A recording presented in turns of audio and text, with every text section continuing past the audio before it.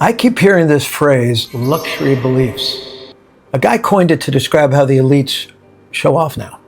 Not with yachts or watches, but with opinions. They say things like defund the police while they live behind gates with security systems. It doesn't cost them anything. It costs everyone else everything. And here's what hit me. The same thing is happening in the church. We don't just have luxury beliefs, we have flat out spiritual designer beliefs, moral and theological positions that look compassionate, that feel spiritual, but are counterfeit to the gospel of Jesus Christ. So today, I want to expose 12 of them that keep showing up and are doing the most damage. And you need to know what these are. So let's go. Wait, some of you might be going, am I really going to sit through 12 designer beliefs? Why does this matter? Here's why. Most Christians today are being discipled more by feeds than by scripture, more by TikTok theologians than Titus 1 elders, more by progressive sermons than by the prophetic word of God. And that's bad? And designer beliefs are sneaky because they usually start with a good desire. We should care about compassion. We should care about justice. We should care about inclusion, grace, and equity, and we should. But Satan almost never sells you a pure lie. He sells lies that have been dipped in truth, just long enough to make them palatable. So if we don't learn to spot these designer beliefs, we'll end up calling compromise kindness, calling rebellion authenticity, and calling apostasy personal growth. Parents, this is shaping your kids, so you ought to pay attention. Pastors, this is shaping your churches. You ought to pay attention. Christians everywhere, this is shaping your worldview, whether you realize it or not. You mostly should pay attention. So here's where we're going to go today. I want to walk you through these 12 designer beliefs that are saturating the modern church. For each one, I will show you a few things. 1, what it is, obviously. 2, why it's so appealing. And 3, how the Bible blows it up. And I want you to be honest as we go through these. Which of these, or several of these, have you started to absorb without even realizing it? First one, compassion theater. Here's what it is: performing empathy for applause instead of truth. You care about the little people. Listen, this is bad because when tears take center stage, truth usually gets canceled. Now, Jesus talked about this one in Matthew 6:1. I'll give you a scripture, hopefully, I think for all of these. He said, beware of practicing your righteousness before other people in order to be seen by them. You see what I did there? Compassion theater is when the goal isn't really to help people, it's to look loving on camera. I stupidly went onto Instagram and I saw him with his new girlfriend, and that was just a really... I don't actually care. Oh. Think about it. Churches that say, we're just about love, but never mention sin. Influencers who cry on cue on Instagram, but explode if anyone dares quote scripture. It looks like compassion, but this one is usually cowardice in costume. See, because real compassion says, I care about you enough to tell you what God says, even if you don't clap for me. Fake compassion says, I care about your approval more than your eternity. Church, never forget this. Real compassion doesn't protect sin, it rescues people from it. Number 2, designer doubt. This is doubt turned into a brand and marketed as enlightenment. Designer doubt doesn't search for truth, it monetizes confusion. We're in a moment where deconstruction is trendy. People announce their doubt like they just got a promotion. Guess what? I'm deconstructing my faith. I'm on a journey. I'm asking hard questions. It's not funny, but it is shallow. Listen, honest doubt can be healthy. I would doubt anyone who says they've never doubted. God's not scared by your doubts, your questions, but James 1:6 says, but let him ask in faith with no doubting, for the one who doubts is like a wave of the sea that is driven and tossed by the wind. There is a difference between wrestling with God like Jacob and rebelling for profit, like a brand deal.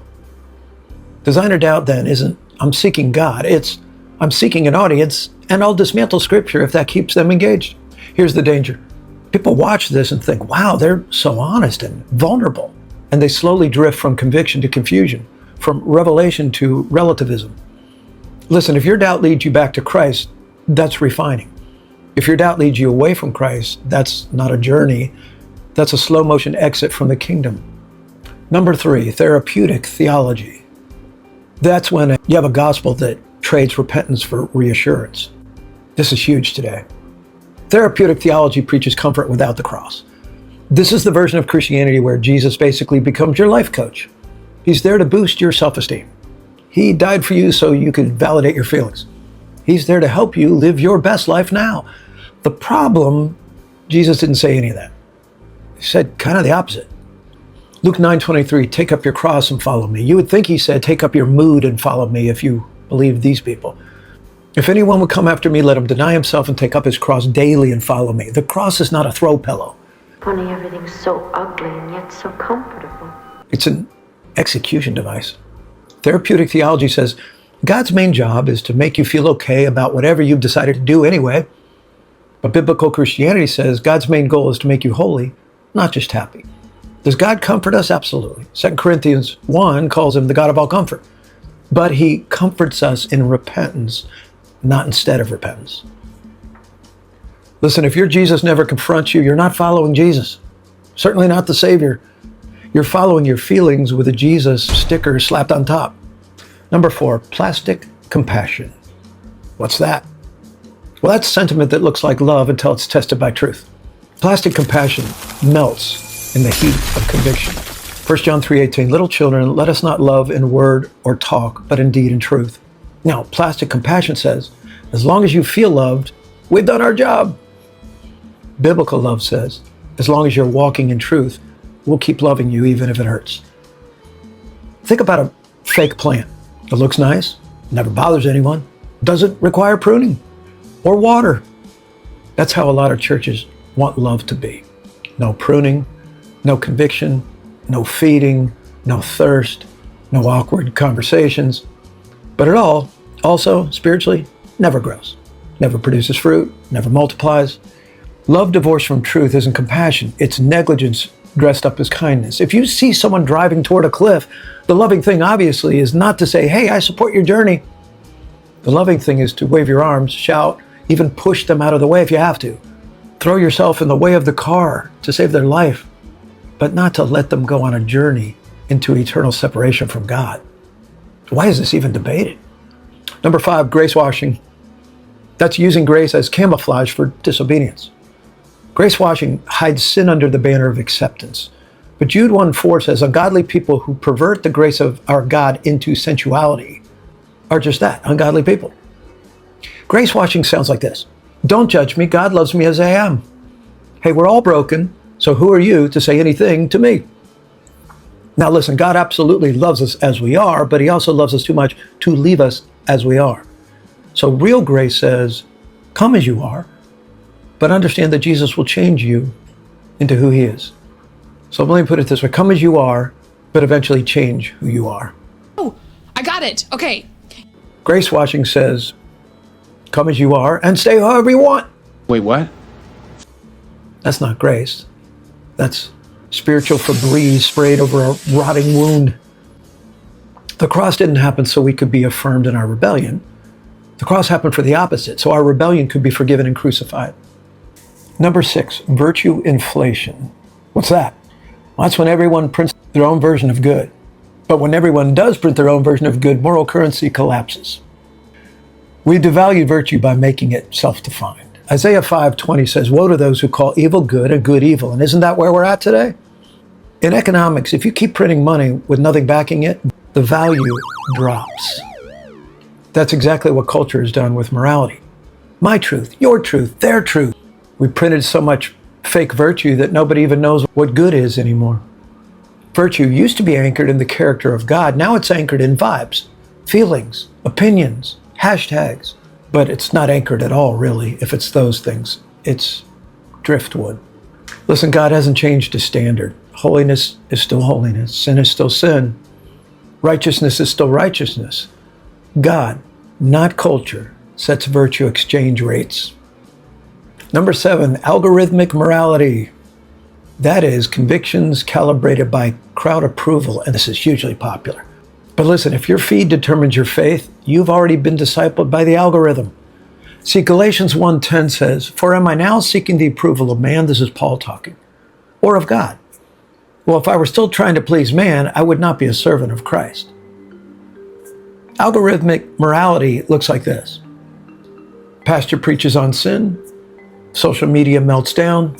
Next series, let's talk about your Enneagram. Sermons get edited not by prayer and fasting, but by analytics and outrage. So I'm going to say this really bluntly. If the comments section can rewrite your convictions, then Jesus is no longer Lord of your theology. The crowd is.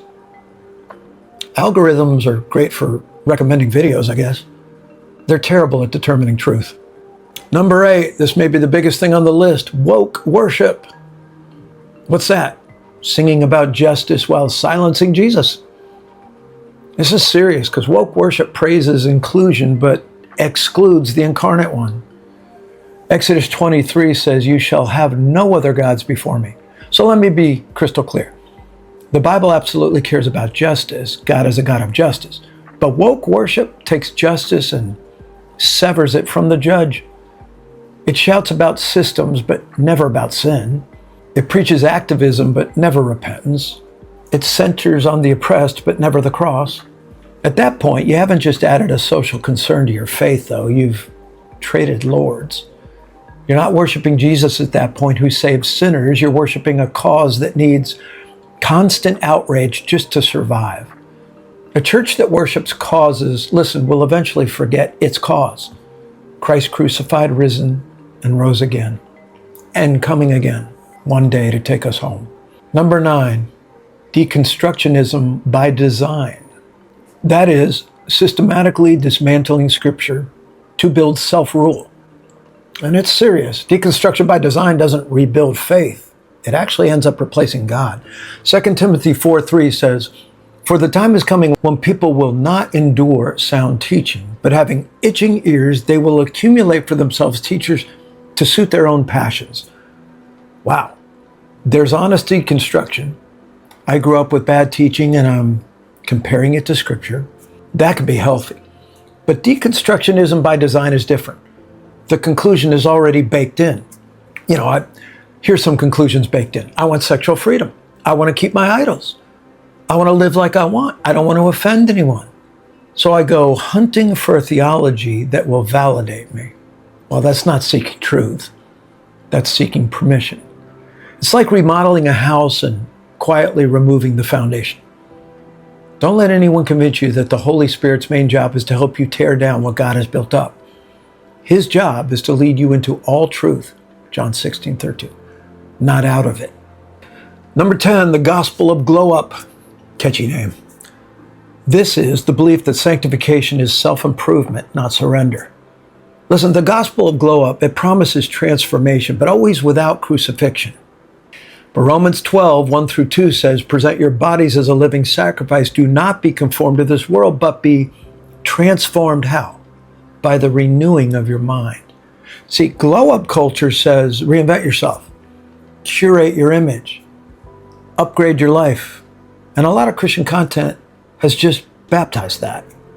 Jesus will help your brand. Jesus will help your hustle. Jesus will help your dreams. Jesus will do you a solid. Jesus absolutely transforms us, friends, but his starting point is not brand strategy, it's death and resurrection. It doesn't say, bring me your goals and I'll help you hit them. He says, bring me your life and I'll own it. Because Jesus didn't come to upgrade your life. He came to upend it. Can't believe we're on number 11. We've just got 2 more left. Number 11, moral luxury tax. That's the hidden price of virtue signaling that others have to pay. See, luxury beliefs always send the bill to the broken. This is where the phrase luxury beliefs really hits. And I think there's a book coming out on this. It's well worth reading.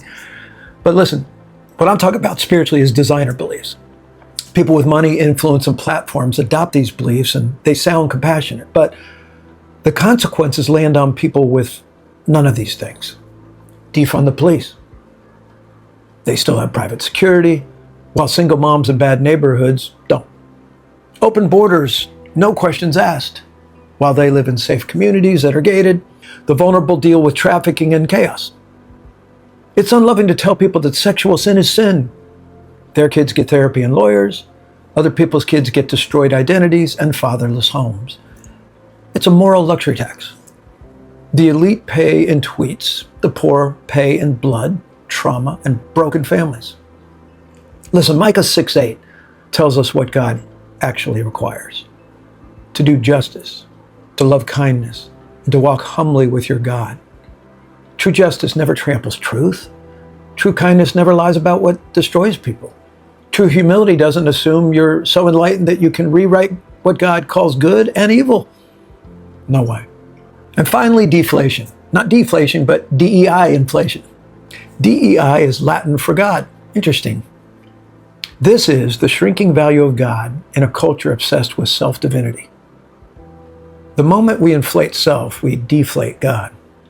Romans 1:25, they exchanged the truth about God for a lie and worshiped and served the creature rather than the creator. Our culture preaches, believe in yourself, follow your heart, you do you. And slowly but surely, God gets shrunk down to a supporting character in our story. He's not king, he's a consultant. He's a life coach. That's DEI-flation, deflation. Finally said it right. The glory of God shrinks in our minds and the glory of self is ever growing. But Scripture never gives us a self-esteem gospel. It gives us a God-exalting gospel. Worship never disappears, it just changes direction.